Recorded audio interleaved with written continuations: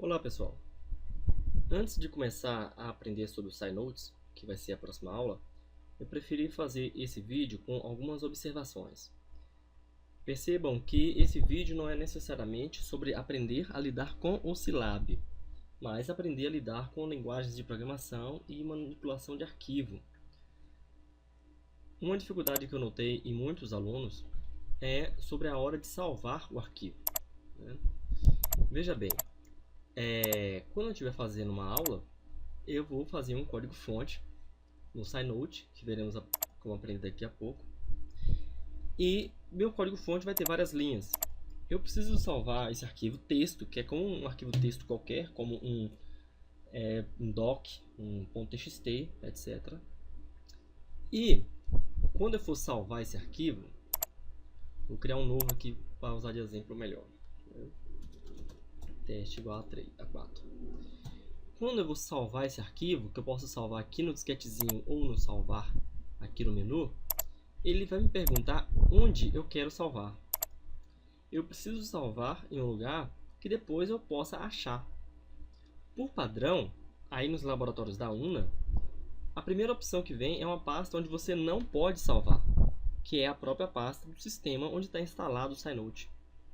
Então vocês às vezes não prestam atenção e acabam salvando em um local que não tem autorização para salvar. Aí dá erro, não consegue executar o código. Então quando for salvar seu código, procure salvar, por exemplo, em uma pasta sua criada na área de trabalho ou nos meus documentos. Aqui, na área de trabalho, eu criei essa pasta aulas vídeo e salvei, por exemplo, esse arquivo. E agora eu vou salvar outro arquivo. É interessante utilizar nomes que façam você lembrar depois qual é o conteúdo daquele arquivo e você possa consultar para estudar. Esse arquivo é o equivalente ao seu caderno, onde você anota o seu conteúdo numa aula teórica.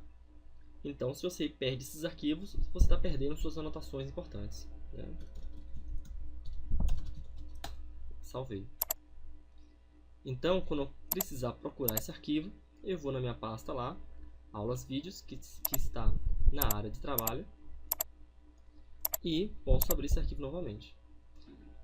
Aí uma informação importantíssima: perceba que o arquivo do meu código-fonte é esse que tem o ícone do Scilab. Às vezes é .sce, às vezes é .sci, tanto faz. Só salve, ele vai colocar a extensão correta. Então, quando ele não tiver ícone nenhum, né, é porque você não está mexendo no arquivo original, o seu arquivo fonte. Você está mexendo no arquivo temporário, que é esse que tem esse til depois do arquivo.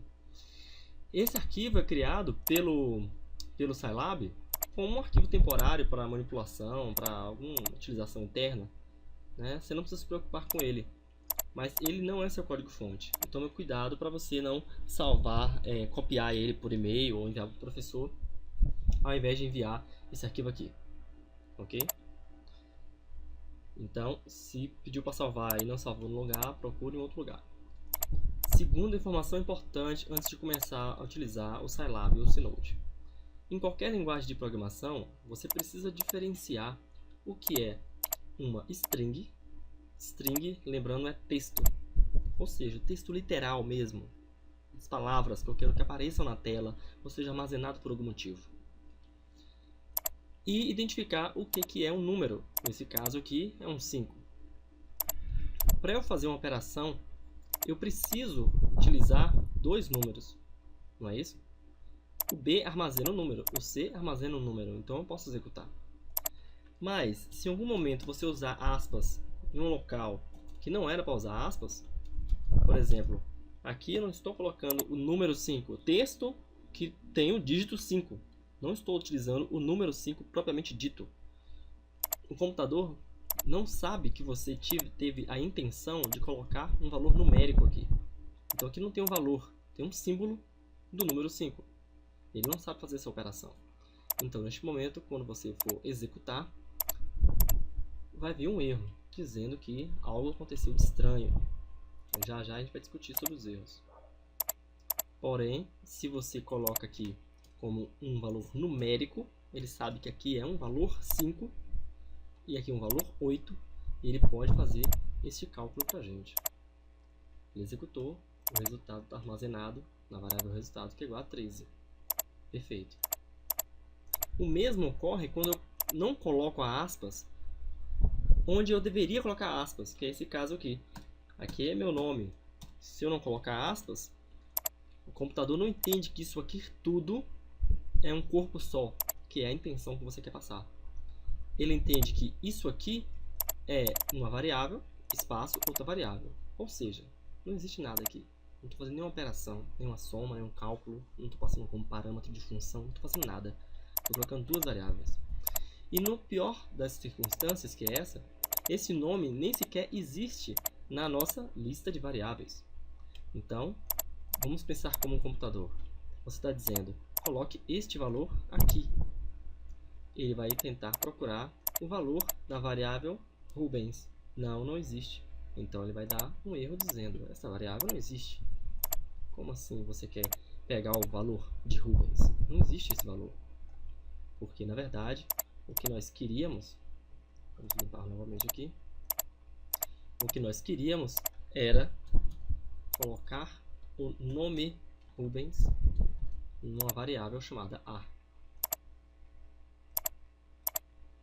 Aí ele executou a variável A, agora é um texto e está armazenado lá Rubens Martins. Ok? E por fim, a mensagem de erro também não é uma particularidade do Scilab. Qualquer linguagem de programação que você for utilizar, vai haver mensagens de erro que não é para te assustar, é para te ajudar. Por exemplo, aqui eu utilizei uma variável que não está definida. Se eu pedir para você agora me dizer quanto é B mais D, você sabe dizer? Você vai dizer, não, professor, porque o B eu sei que vale 5, mas o D não tem o valor. Então, eu não posso fazer essa operação matemática para você. Bem, vamos ver se o Scilab é um aluno tão bom quanto você. Ele vai fazer a operação e falou, bom professor, essa variável D está indefinida, eu não sei fazer. Você pediu isso lá na linha 4. Ele até mesmo me diz a linha onde está, lá no meu arquivo. Eu vou no meu arquivo e procuro na linha 4 o que está de errado. Às vezes vai ser fácil notar, às vezes não vai ser fácil notar. Eu preciso ter atenção.